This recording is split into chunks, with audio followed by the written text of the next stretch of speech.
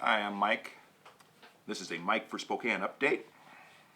We're going to look at the question, is the American flag and is America, the United States of America, racist?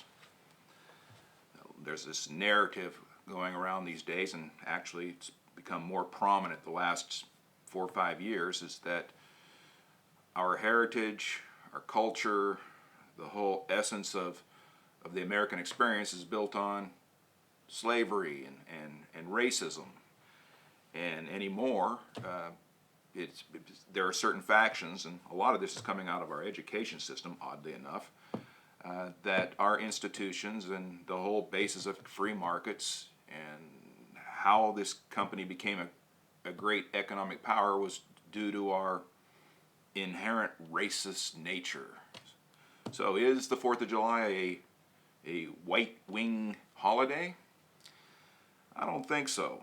In fact, I don't think most people, when I say most people, more the younger generation, really understand the heritage and the nature of the American Revolution.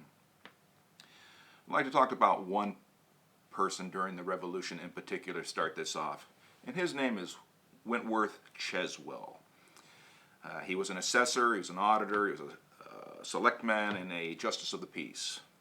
And the night of Paul Revere's ride, when he rides to Lexington and Concord, and he warns Adams and Madison that the British are coming, and we end up hearing the shot was heard around the world. There was actually several riders. Paul Revere went west towards Lexington and Concord. Cheswell went north, warning the Patriots that the British were on the move and they were going to be taking our arms, and he was instrumental in alerting the colonists and raising opposition to the advancement of the British.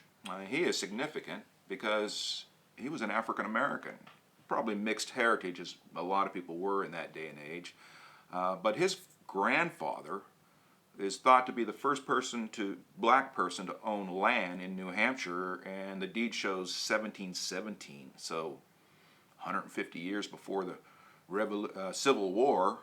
We have a black person owning land and being very prominent in his community and instrumental in the Revolutionary War and the opposition to the British and their tyranny.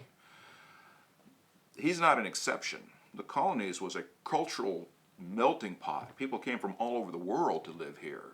Black people were living free in the North for decades, if not centuries, before the Civil War. In fact, most black people actually lived free.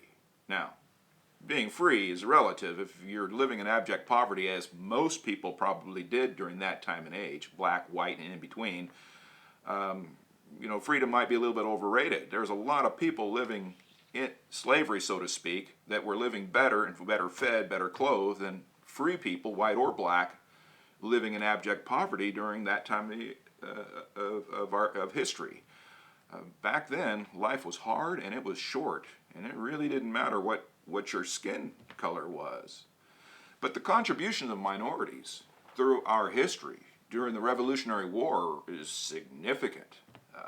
John Paul Jones, who's really an amazing story. It's kind of why, one of the reasons that the 4th of July is such a great holiday in my mind. What he did, this guy goes out, no Navy, takes on the British Navy, which is the most formidable and most strongest Navy in the world, and he goes out, rustles up ships, and he starts raiding the British Navy and the British coast, and he's doing this with crews of minorities, Portuguese, Spanish, French, Malta. It isn't all lily white sailors going over there and fighting the British. No, it was Indians, it was black, it was multicultural, and was all along. Even in the Civil War, when we got to the Civil War, the number of people that were black people that were enslaved was far, far fewer than those that were living free. Slavery was on its way out. It was going no matter what, and largely because of Alexander Hamilton. Alexander Hamilton, who is demonized by Democrats and Republicans today for reasons that basically people don't understand their history. He was a lifelong abolitionist, And what he did and why the North won the war was probably have more to do with Alexander Hamilton's economic understanding, creating the economic power of the North, that their victory in the Civil War was almost assured from the beginning. The rural South could not match the economic power that was really created because of the economic system that Alexander Hamilton put in place. And it wasn't just the economic power of the North, the economy, the expansion, the advancement of the economy, and the new technologies that were being introduced in that day and age was pretty much making slavery non-competitive. It was beginning to be a poor business decision to own slaves, to feed them, to take care of them, to have their whole family, than it was to really just go out in the marketplace and hire someone to pick your cotton, which most of the slavery was focused in the rural South. Now, were there abuses in the South? Absolutely. Was there harsh conditions? Yes, yes. The whole world was basically in bondage 200 years ago. Very few people lived free. But the way slaves were treated in the West Indies or in the Muslim countries or in Africa was horrendous compared to what happened in the United States. I mean, we had some bad actors, no doubt, but a lot of slaves were more adopted and more of a sharecropper status than true slaves. The South had a very, very deep religious faith. They had it's this harsh, ugly South, and that somehow the bars and stripes has stood for slavery all these years is a notion that's coming out of political actors who want the United States to be portrayed as racist. The reality is that our history, the United States, is very egalitarian. It's very, if you're looking for diversity and equality, the colonial history is it, and an exciting story.